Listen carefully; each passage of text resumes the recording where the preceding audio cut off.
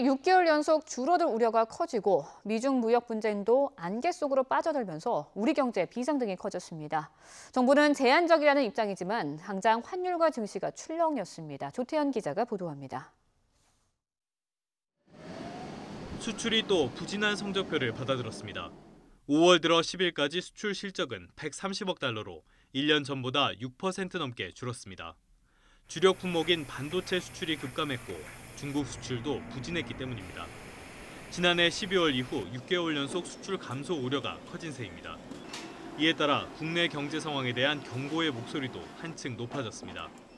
국내외 연구기관이 우리나라의 올해 성장률 전망치를 잇따라 낮춰잡은 데 이어 국책연구기관인 KDI는 국내 경기가 부진한 모습이라는 진단을 2달 연속으로 내놨습니다.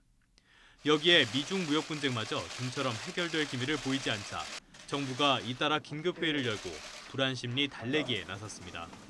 국내 금융시장도 이에 따라 일부 영향을 받을 수 있으나 4천억 불 이상의 외환보유액과 순대외 채권 등 우리의 양호한 대외 건전성이 금융시장의 안정화 기반으로 작용할 것으로 봅니다. 하지만 시장의 반응은 싸늘했습니다.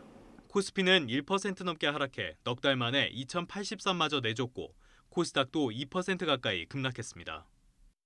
그리고 무역 분쟁이 격화되다 보니까 우리나라도 수출 의존도가 높은 상황이어서 환율에까지 좀 부정적인 영향을 주고 있는데요.